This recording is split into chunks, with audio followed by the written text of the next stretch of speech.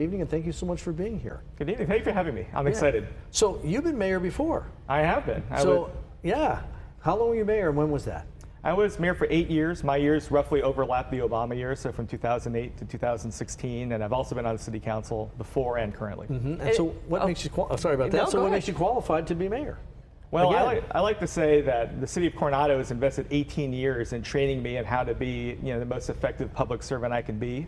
And 18 years in the city council, certainly I've seen it all in terms of the types of issues we're going to face in Coronado. And when you're hiring someone, if you can, you want to hire someone who's already done the job. You want to feel like, hey, we've stolen this guy from another agency. We feel lucky to have this person. And I think there couldn't be an easier, better, safer choice than saying, hey, Casey was a great mayor for 8 years. He's eligible again, let's have him back. So I want to give our voters, our residents, that chance if they are so inclined. And what are some of the accomplishments that you have under your belt of being mayor and now on the city council for Coronado? Well, I think it's always been very important to Coronado voters to be fiscally responsible. And so I spent 6 years on the city council learning from people. The mayor before me was Tom Smizek. There was a veteran council member of 16 years, Patty Schmidt, and they were real tightwads. So they imparted that into me, and I would say that they left the city in really great shape financially. I had 8 years as mayor. I left it in, I hope, better shape than I found it. When the pandemic hit and I was off the council, again, the city's reserves were there to help us through that time. Certainly coming back to the council, I feel like I have that same financial discipline. And if I go back as mayor, that's certainly going to be one of my priorities, is making sure that we don't have any bonds out, making sure that we continue to be very thoughtful stewards of the city's tax base. A big issue that Coronado continues to face is that sewage crisis that's going on all from the South Bay up into Coronado. So what are your plans to try to keep the beach at Coronado open? Well, I think the big issue is, we feel like the federal government needs to do its part. That no city is big enough to be able to handle this issue by itself. The county can't handle it.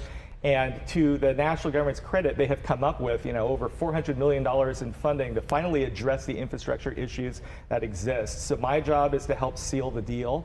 And I also want to make it clear, no one person deserves credit on something of this magnitude. But I do want to say that the current mayor, Mayor Bailey, has done a great job on this issue. And so whoever the next mayor is needs to be the person to help close out that work and to make sure that additional investment by the United States Congress, that it is made, that we don't, let them off the hook or take their feet off of the fire. And also, to me, the whole point of running for mayor is not taking the credit for everything as mayor, but acknowledging that it's a city council that does this work collectively, and that it's also our city staff. So I want to, hopefully make that transition seamless in terms of continuing to exert maximum pressure on the federal government to meet its obligations. Some of the major financial decisions that you have to look at soon is the wind room of the public library. You've got Case Park, and how do you plan on tackling all that?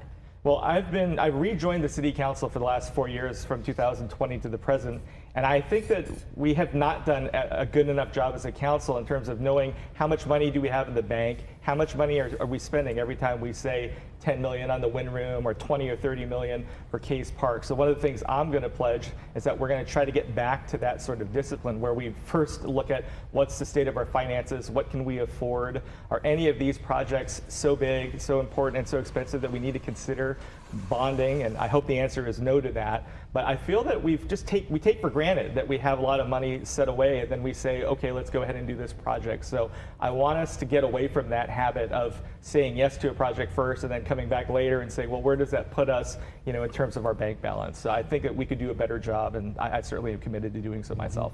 Very quickly, the military, specifically the Navy, has a big presence in Coronado. So what are your plans for the military and even veterans? Well, I'm proud to say my dad is a retired Master Chief. He put in over 30 years. He was with SDV Team 1.